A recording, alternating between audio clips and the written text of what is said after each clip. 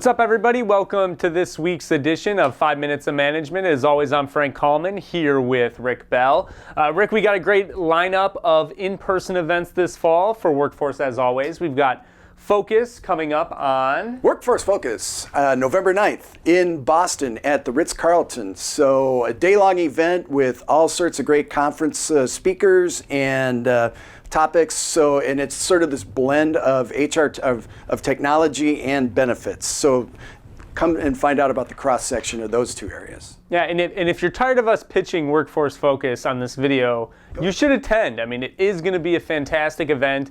If you're in the Boston area, it's at the Ritz-Carlton, which is, you know, a very, very nice hotel. You'll be taken care of nicely. It's only one day, so no excuses. If you're a benefits manager, check out Workforce Focus. Also, if you're a benefits manager or an HR or in any other capacity, we've got Workforce Live, the fall season kicking off in just a few weeks already. We come to we come to San Francisco September 9th, also at the Ritz-Carlton. So we've got speakers from Pinterest, Glassdoor, Jawbone, Saba, you name it. We got some great practitioners giving talks, and then we'll be in Chicago at the Hard Rock Hotel on October 22nd, and then in Dallas out in Las Colinas on October 27th. So be sure to check all those great events out. So Rick, we've got some interesting topics to talk about this week. The first one that I want to address comes from a report in the Wall Street Journal last week about how startups who had previously sort of bought into this self-management style, you know, no bosses, no hierarchy. You know, Zappos is a big company that the headlines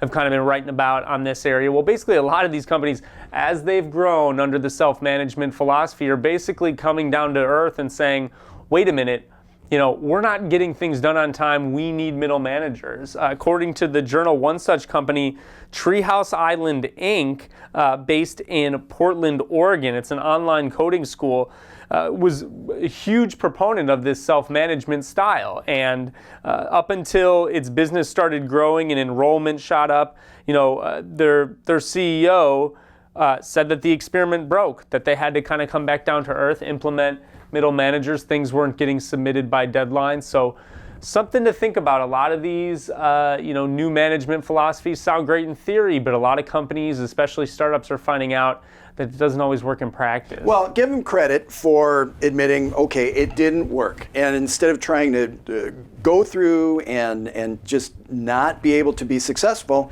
they realized that they had to make changes, and more power to them, because I think a lot of times companies, management doesn't want to admit that they made a mistake, but they're willing to admit it's not working. And it might work for some organizations, and there might be opportunities for companies to use that type of a model. But then again, you see the realities of it, and we live in this world of realities where we have deadlines and pressures and people to manage, and it just needs to be done.